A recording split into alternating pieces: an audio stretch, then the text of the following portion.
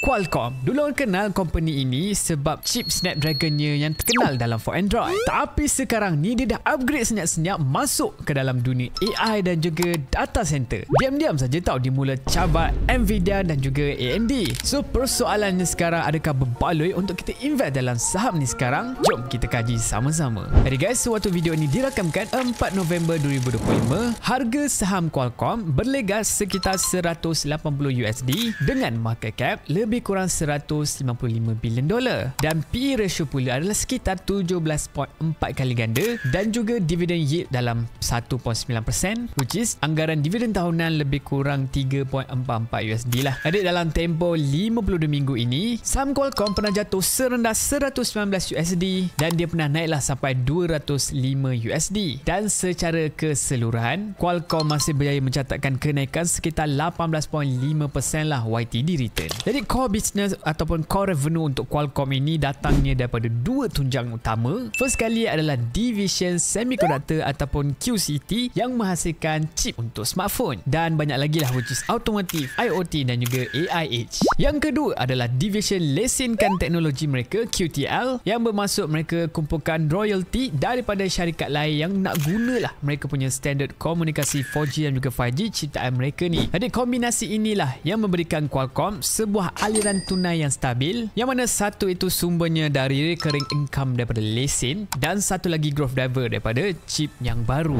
Jadi sebenarnya kekuatan utama Qualcomm ini ialah rangkaian pattern dia yang banyak, dan teknologi komunikasi yang dia ada ni sangat luas dan susah nak lawan. Jadi korang menampak portfolio inilah yang menjadi tulang belakang modal lesen QTL yang memberikan mereka pendapatan yang stabil setiap tahun. Dan pada masa yang sama, hala tuju baru ke arah AI dan juga intelligent age telah mengurangkan kebergantungan Qualcomm kepada smartphone, dan juga cubaan mereka untuk diversifykan lagi kepada automotive, IoT dan juga education yang konsisten. Naratif syarikat makin kredibel lah di mata pelabur institusional. Dan antara katalis besar baru-baru ini, Qualcomm melancarkan server AI 200 dan juga AI 250 yang direka khas untuk AI inference workload yang diguna pakai dalam data center. Ini adalah sebagai saingan kepada Nvidia dan juga AMD. Pengumuman inilah yang membuatkan harga saham Qualcomm melonjak naik, sebab ramai tak sangka tahu yang Qualcomm ini akan masuk terus ke dalam pasaran server AI. Dan selepas tu mereka mengumumkan mereka take over ataupun pembelian penuh lah kepada Arduino, iaitu sebuah platform open source yang terkenal lah di kalangan developer dan juga maker community. Langkah ini membuka jalan baru kepada Qualcomm untuk kuasai pasaran edge computing dan juga robotik. Tapi guys, sehebat mana Qualcomm ini, sudah pasti terdapat banyak risiko yang mereka sedang hadapi. Baru-baru ini China membuat siasatan antitrust kepada Qualcomm terhadap pengambil alihan mereka ke atas syarikat chip Autotalk Limited, yang mana boleh bagi kesan lah kepada operasi mereka di pasaran Asia. Dan persaingan competition dalam dunia semiconductor pun semakin panas. Nvidia, AMD dan Intel, mereka ni adalah the giant kan dalam dunia AI. Mereka semua berebut nak dapatkan tempat dalam arena AI dan juga data center. So kalaulah produk baru Qualcomm ini tidak mencapai prestasi yang dijangkakan, maka market akan cepat hilang minat. Dan lagi satu, model mereka menerima royalty.